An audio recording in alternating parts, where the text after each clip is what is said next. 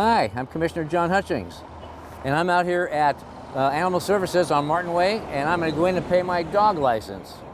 Let's go.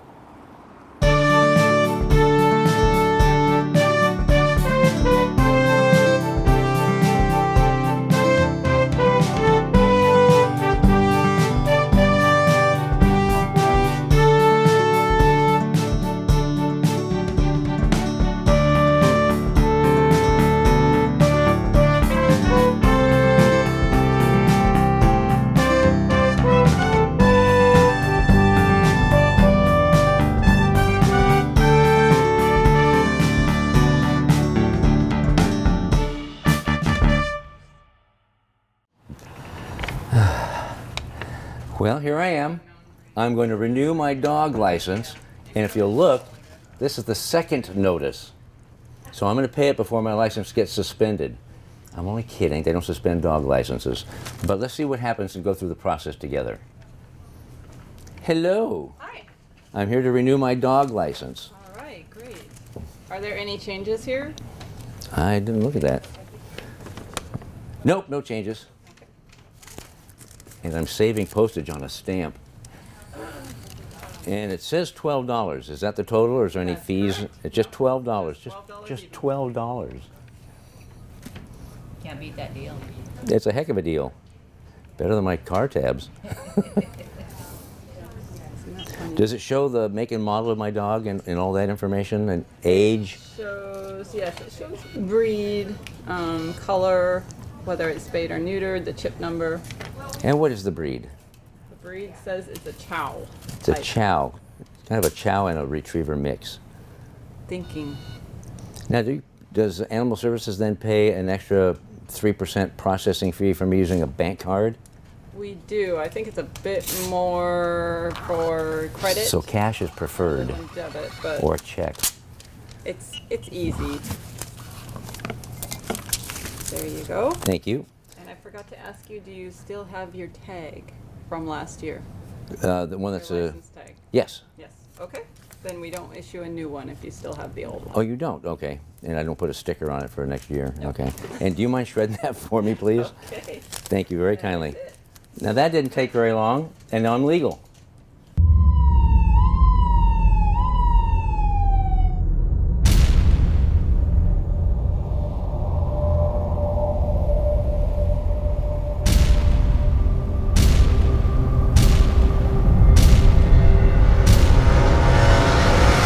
Can I see your license?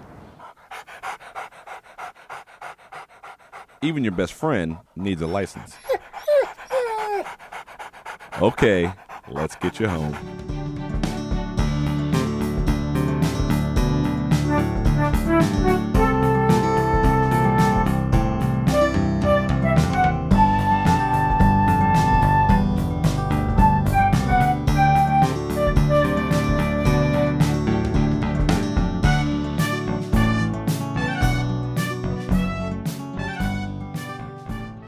Hi, I'm Commissioner John Hutchings, and I'm here at Joint Animal Services on Martin Way in Lacey. And I'm with Rick Torgerson. He is a retired colonel for the United States Army, and he's also the director of the Joint Animal Services. Hello, Rick. Hey, how you doing? Fine, thanks. What's going on, Hutch? We're spending some time here at Animal Services to learn more about what they do and the services they provide and how important it is. And right now we're in the kitty room. And you're going to show us a kitty cat. Yeah, this is the cat adoption room. And when you first walk in here, you might notice right away that there are very few cats, but we're surprised this year. We just don't have many cats. Usually in the spring, we'll see a lot more cats, both adults and kittens. Mm-hmm. But for some reason, weather or otherwise, we just don't see that many.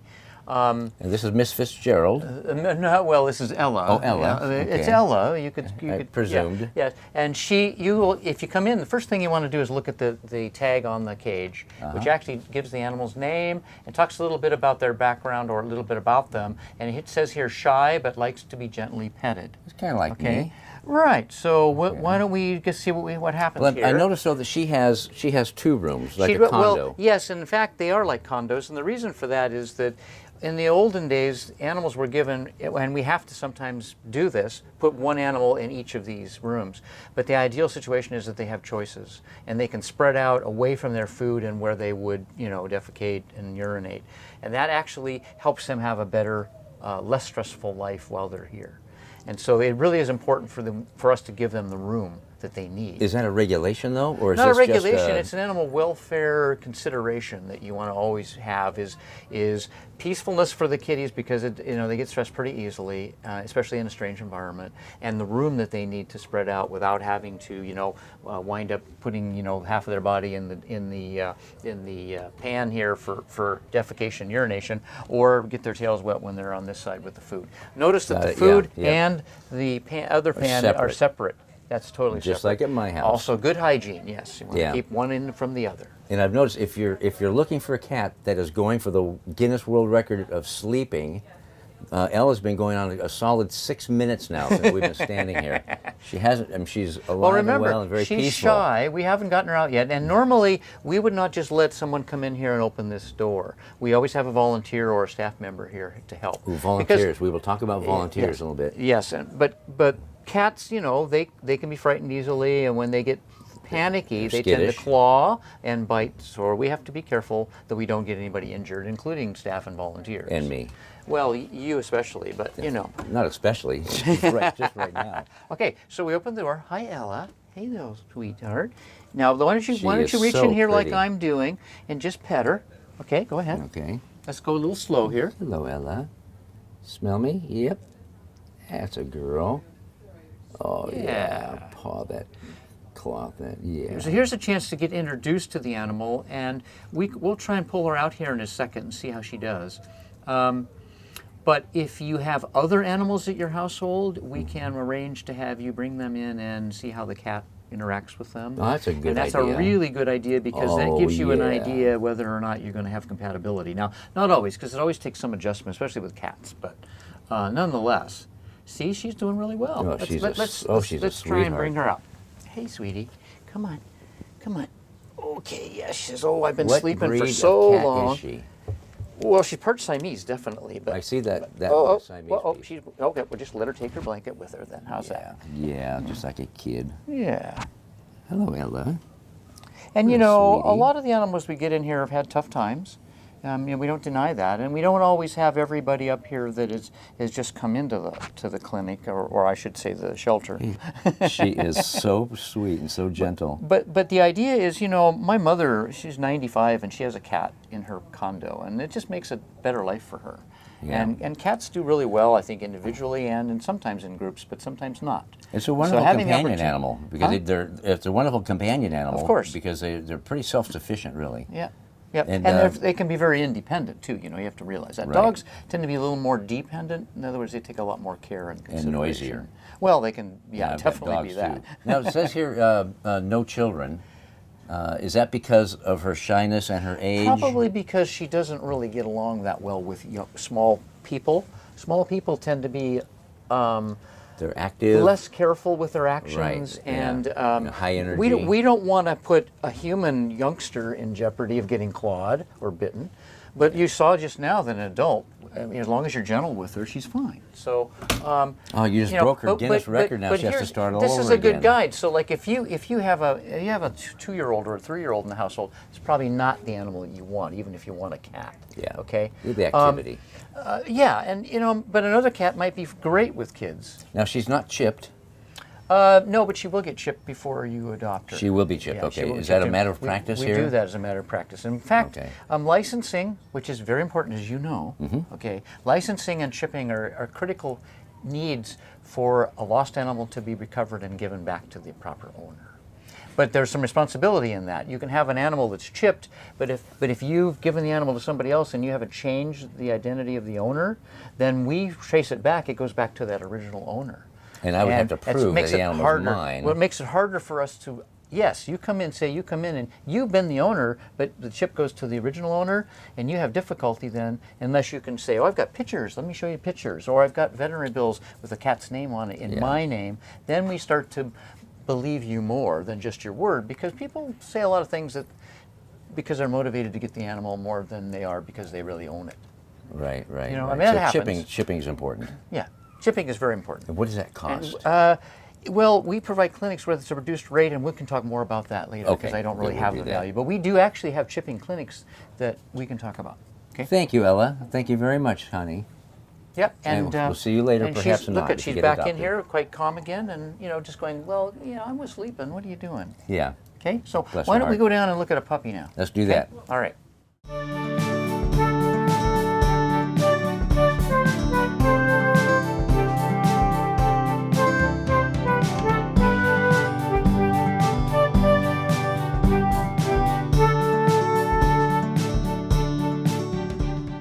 We're in the treatment room now at Animal Services.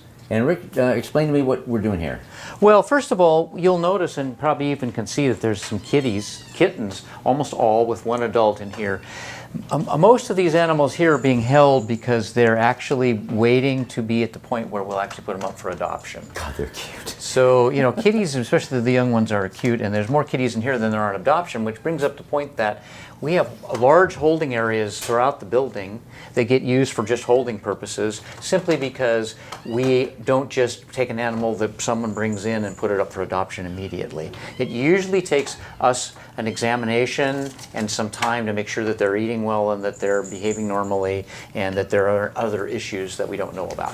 If there are veterinary needs, we can actually take them to a veterinarian. And what I wanted to come in here for is that there's also a puppy in here, right here on the bottom. This little gray one. Yeah. It's a little cattle dog with no name yet. Well, everybody calls her a cattle puppy. Cattle puppy. She came in, this is a story that might interest folks. She came in, with no names mentioned here, as a request for euthanasia by a family. And supposedly the animal had been hitten by the 3-year-old, okay? And we were concerned about the health of the animal because, first of all, she was very depressed, had bloodshot sclera. In other words, on the outside, white parts of her eyes, it was entirely red. I'm going to interrupt you and tell people, Rick Torgerson's also a veterinarian. Yeah, well, I don't practice anymore, but I still practice in the sense that I'm, But you know what you're talking about. Well, quite a bit of it, but I haven't practiced for about 15, 20 years. I've been managing two-legged animals for a long time now. So, this animal, People. I mean, when I first laid my eyes on her, she was very depressed, didn't want to move, was just like, don't touch me, that kind of thing. What we do in those kinds of situations is we think there's potential there. We don't look at it that, well, why do they want to euthanize the animal? But in questioning the family, and I'll just leave it this way and tell you, because I don't want to incriminate anybody or anything at the moment. In questioning the family, one of the persons asked was a 3-year-old. Well, how did this happen? And it was Erica, who we'll interview today and talk to. And the 3-year-old immediately said, Mommy did it. Well, honestly, that probably is the reality.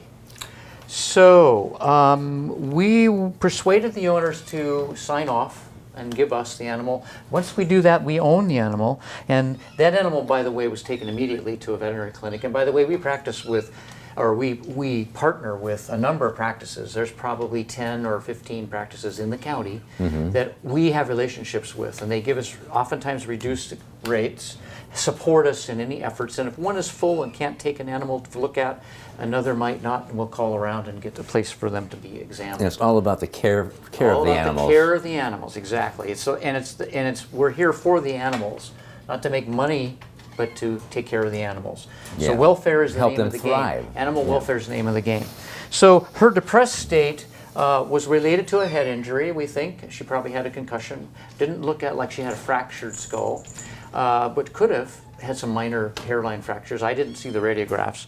But she was brought back here on cage rest. Now, we're going to take her out in a minute, and she may not look like a puppy that is hurting at all. But just a few days ago, she was in bad shape in terms of her demeanor, in terms of her active level. Okay? Now, how old is she? She's probably 8 weeks old. 8 maybe. weeks, and you just received her how long ago? We've had her for maybe a week. A week, okay. Yeah, at this maybe a point, week. at this 4 point. or 5 days, Okay. probably. Okay, so like I said, when she came in, she was just not willing to, just don't touch me, leave me alone, and afraid of everybody. Oh, beautiful dog. Yes, and I've got to tell you, PTSD there's as well. a lot of interest internally here for them to adopt her too. And just about, when we walk around the building and you'll see animals in the back areas here walking around, those are all employee animals. They can bring their pets to this shelter every day they work.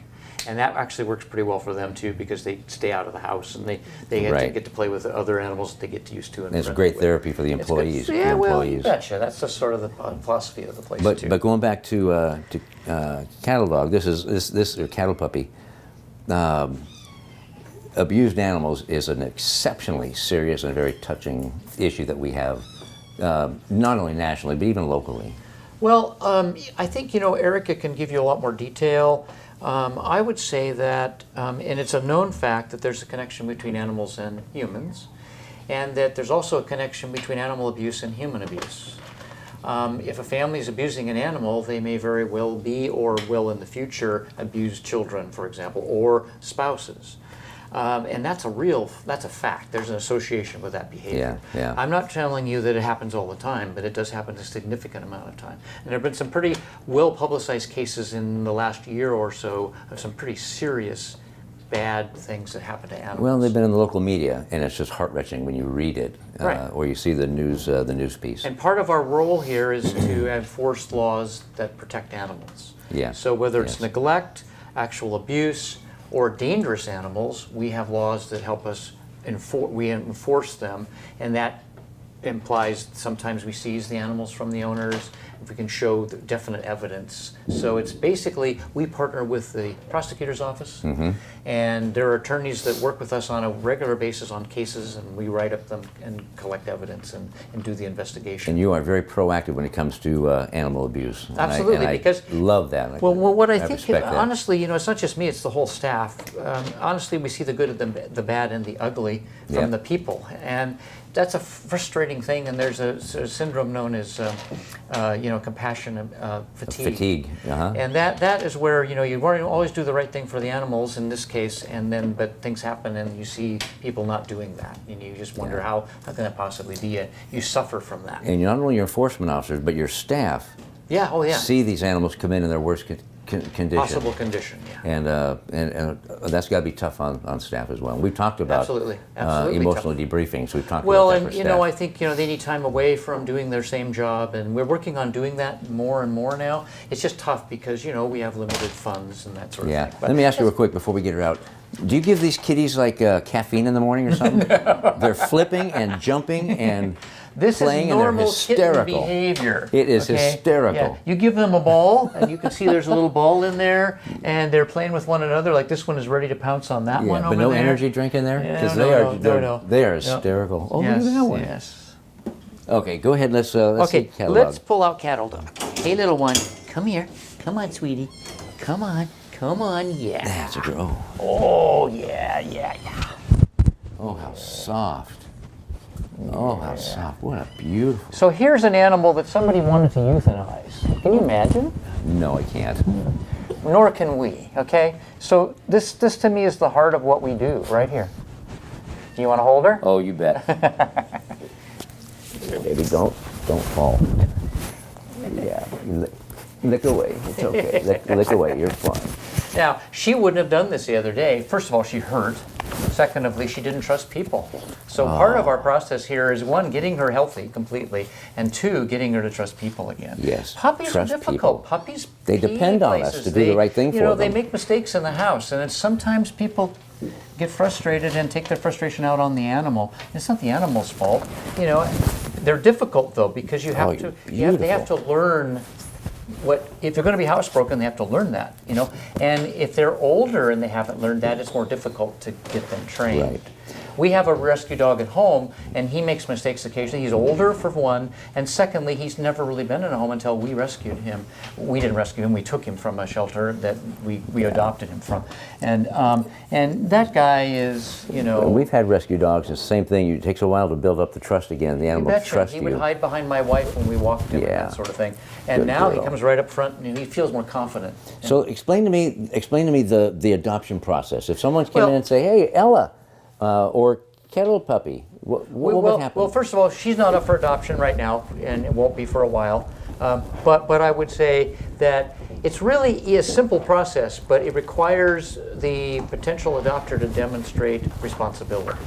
Okay, so we're going to ask questions about the size of the yard, other animals in the household.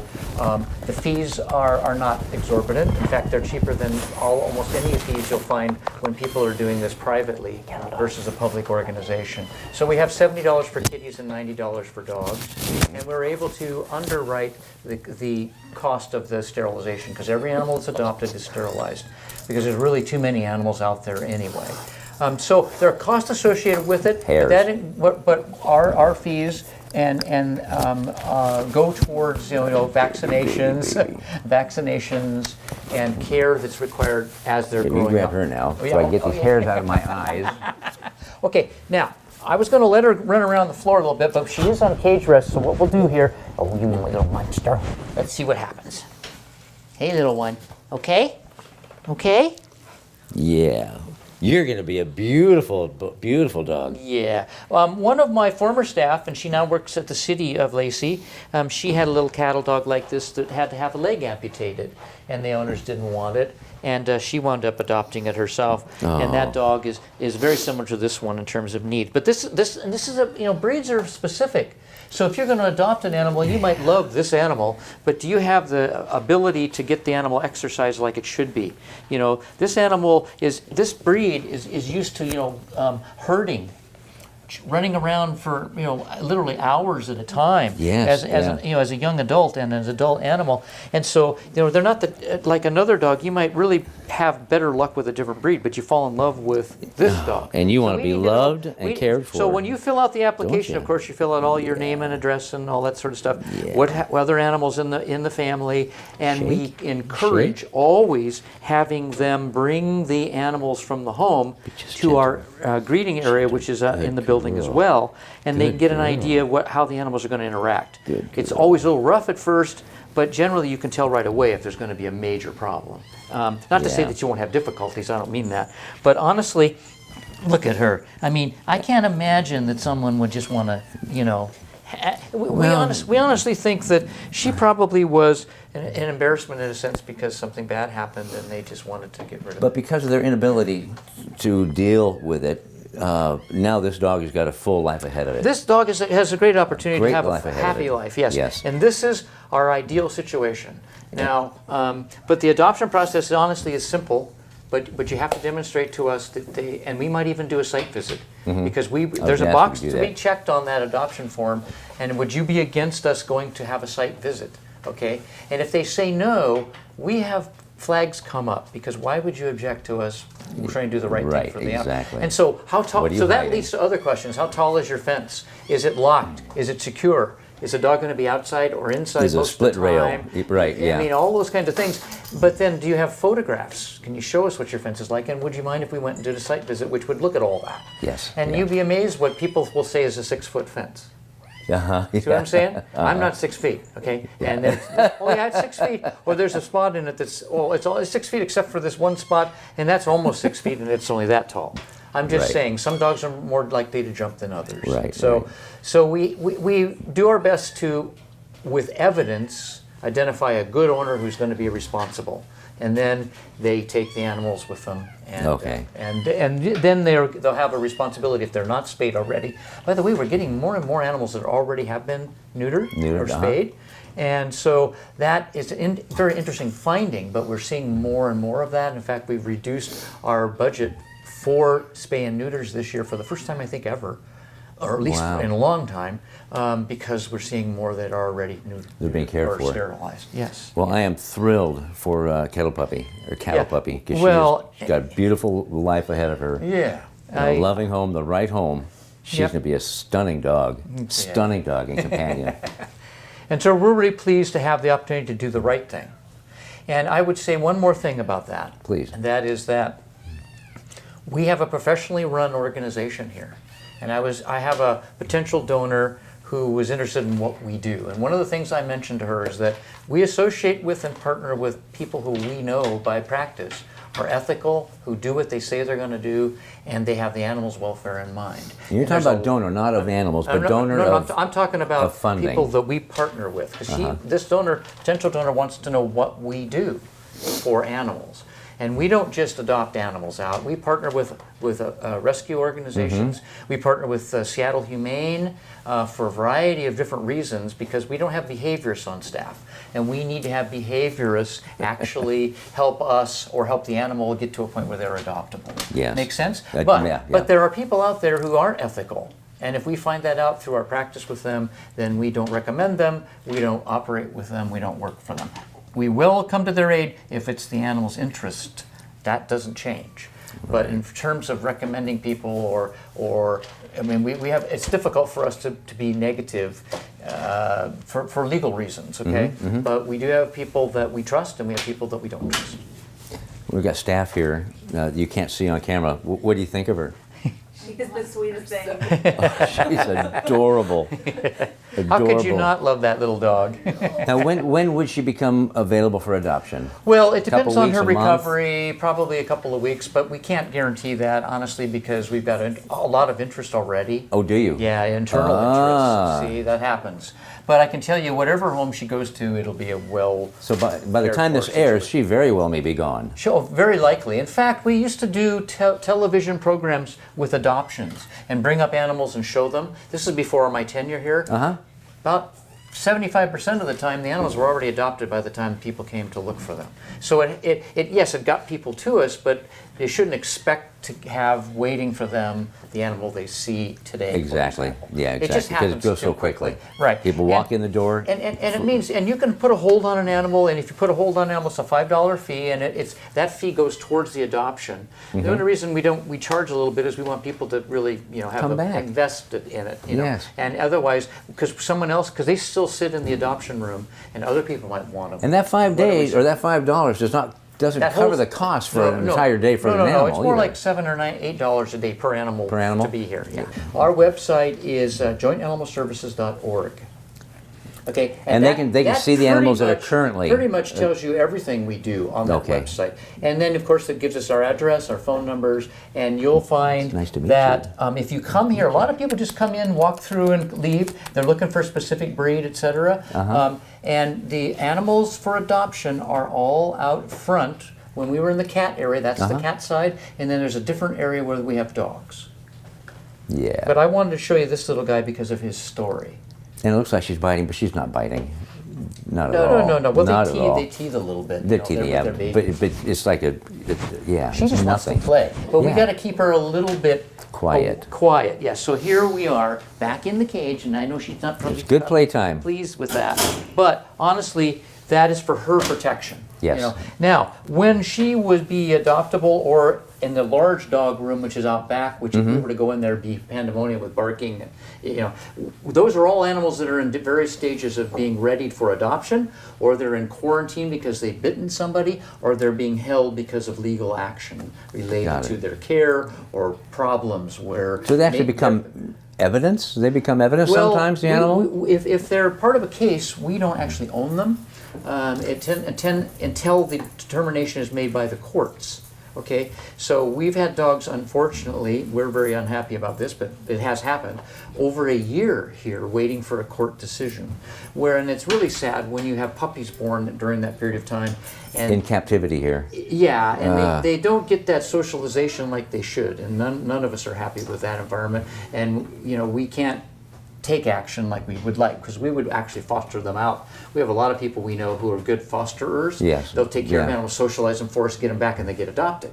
So that works out really well for us. But then Seattle Humane comes down twice a month, and they look at various animals as long as they're have been running loose, and there's no way we can find an owner, and we have outright ownership. Yes. Then we will, if they have some behavioral issues, oftentimes we'll shift them to that group, because they have behaviorists on staff that will deal with it. Which means that There's they don't another have thing. they don't have a chip, or you can't find the owner. Can't find the owner, Can't right? find the owner, Or they've been surrendered to us, not for euthanasia, but surrendered back to us. Got it. And that includes older animals too. And you see these kitties here. It brings up a question or something I'd like to talk about, if you don't mind, for a minute, and that Got a is minute. the feral cat. Feral cats actually are being used as working cats now. It's a new experiment. Working cats. What would you think a working cat would do? I'm thinking of a mouser, one that's going to be Yeah, used outside yeah. as a barn. And Or a building that has rodent issues, Yes, that kind of stuff. Put them to work, and feed them maybe on the site, sterilize them, vaccinate them, keep them healthy. And if you do that in neighborhoods where there's a whole bunch of feral cats, you actually keep, because when you pull animals out of that environment, the cats just move into that environment. They fill them behind. So you're not getting yeah. rid of them. You can't keep up with it. But Yes. if you pull animals out and you sterilize them and vaccinate them and release them back where they came from, yes, the feral cat's still there. They can't breed anymore. They don't produce offspring. They don't introduce new diseases because you vaccinate for whatever you can. You know they're healthy going back. Right. And they tend to keep territories, other cats out, which means over time there's less There's feral fewer, cats, right? Uh-huh. less problem. Very interesting. Okay. Yeah, and that's been shown around the country too. And we'd love to find a champion in a neighborhood somewhere in this community, this county, that would like to try to do that and be, you know, one a spokesperson for it, but also help see it through to the final results. Because that We're would looking for a demonstrate to lot of champion. people. Yeah.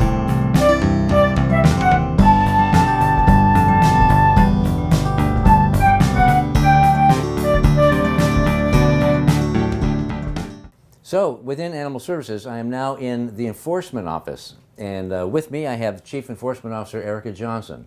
And how long have you been here, Erica? I've been here 12 years. 12 years. And that's a long time in this world, because you've seen a lot of Yes, cases. You've I seen a have. lot of heart-wrenching. Yes. I bet you've shed a tear Yes. over some of Yes. these things. And people don't realize how personal it can be for Yes. enforcement. Right.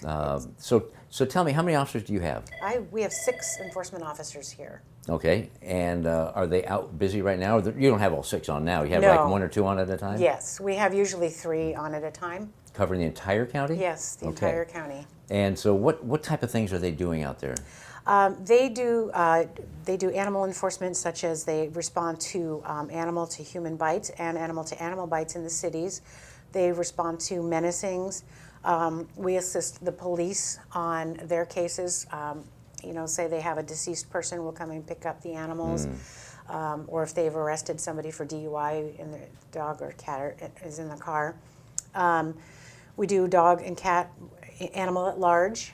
And we do, we patrol parks for public safety. Let me ask you something, because I think a lot of many of the public might have this misperception that I'm walking my dog and my dog, and this is just an example, inadvertently bites somebody. Correct, yeah. Or gets into it with another dog.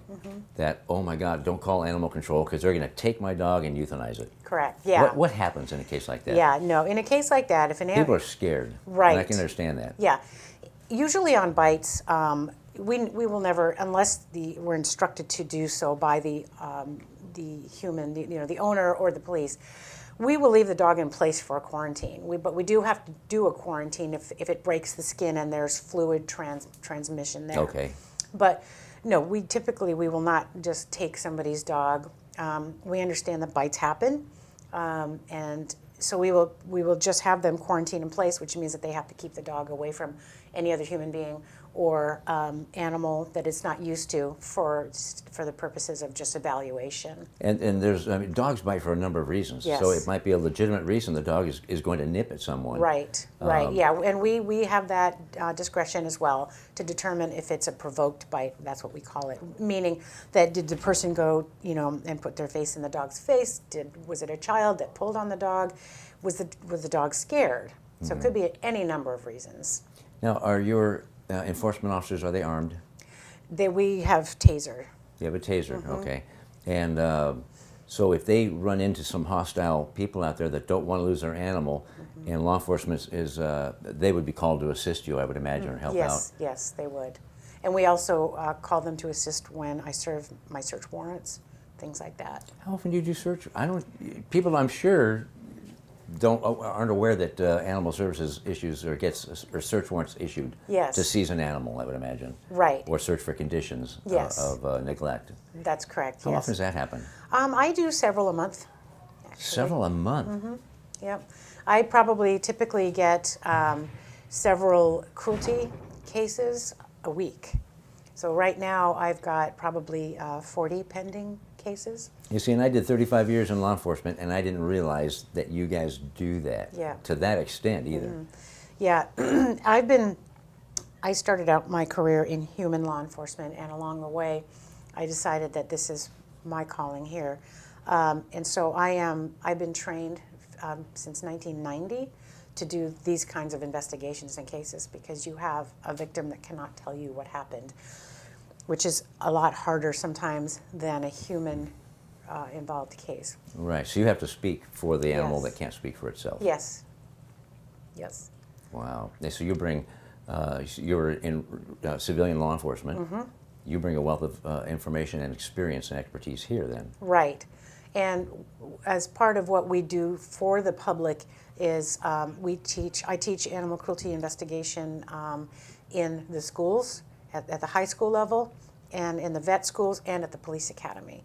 So we try to get people to recognize when they should call, what it looks like, and actually we get a lot of response from Well, I them. understand the academy. Didn't know you did that.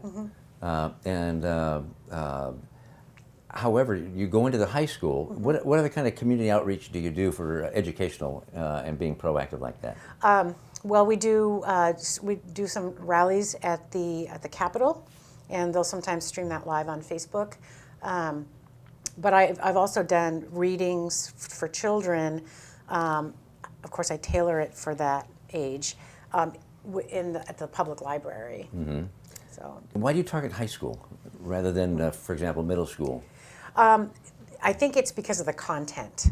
Now, what I do is if I'm asked to Is it address... pretty graphic? Yes, it Okay. is. Yeah, I've got a 45-minute where I profile different cases so I can show them what it looks like. What does neglect look like? What does cruelty look like? When do you call 911?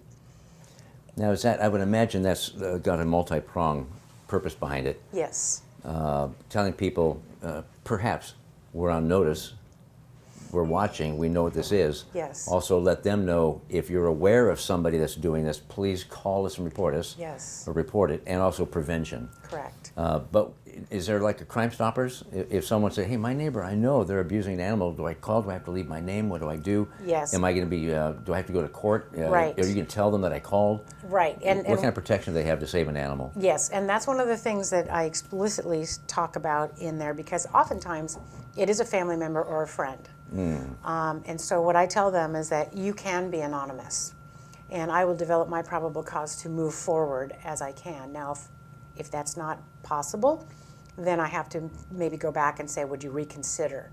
But I do offer them to be anonymous. How many enforcement officers do you have? We have 6.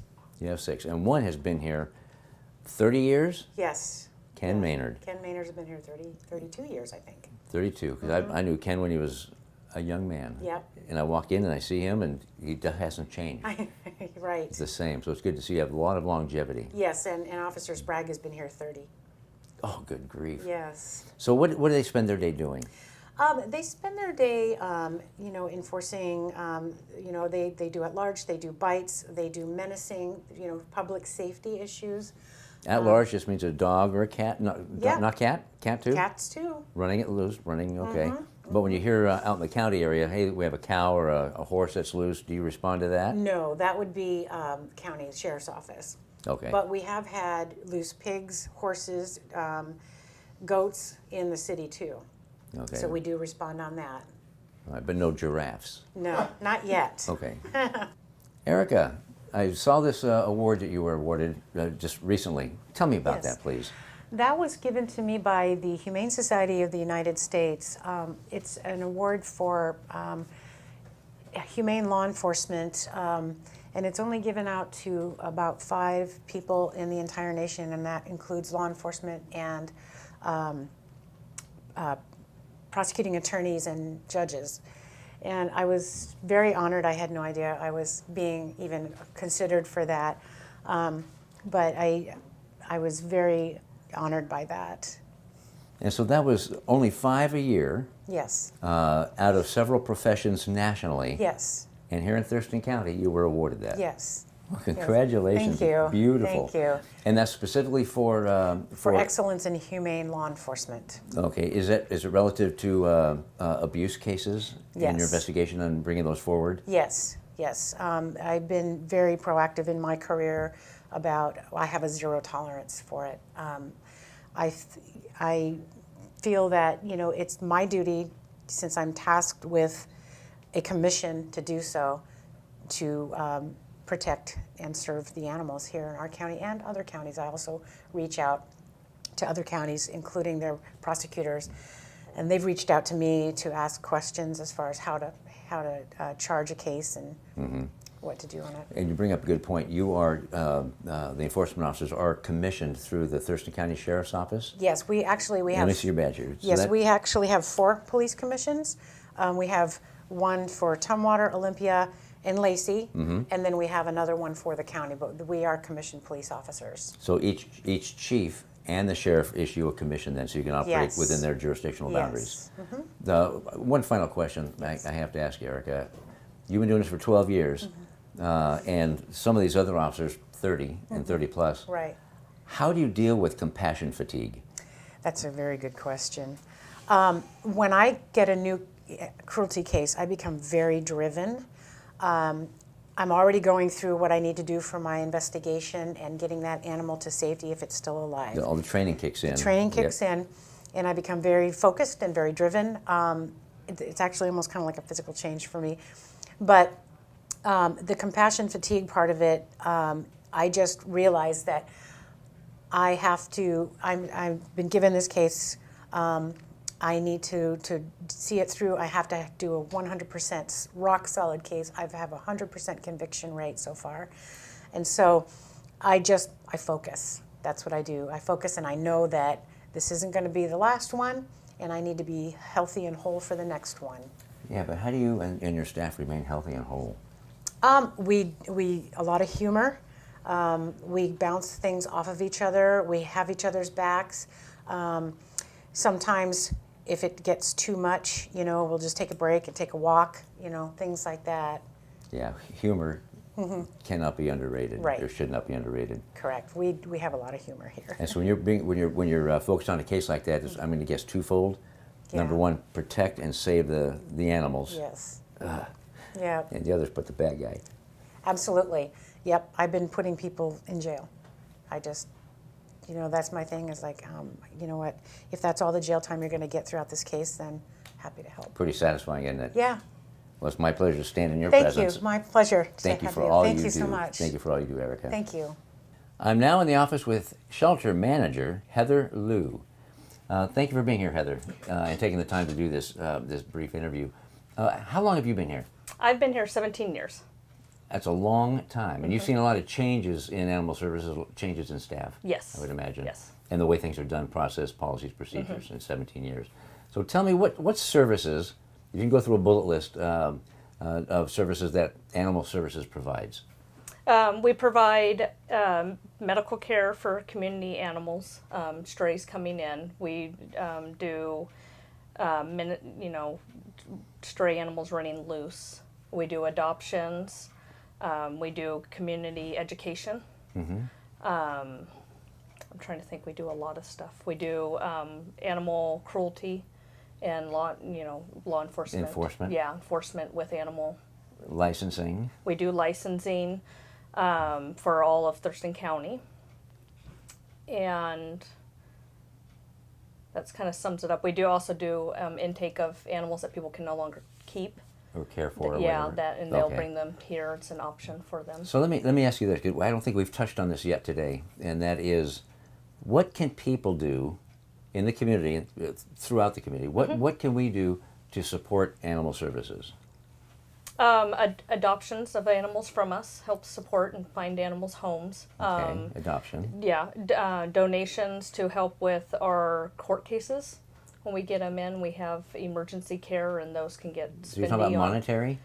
Yeah, donations, or- donations help with that, because that is what pays for the care of the cruelty animals Do that have been somebody- abused. And When it comes to donations, people just come in and give you a check or give you cash. Mm-hmm. Yeah, I want to donate.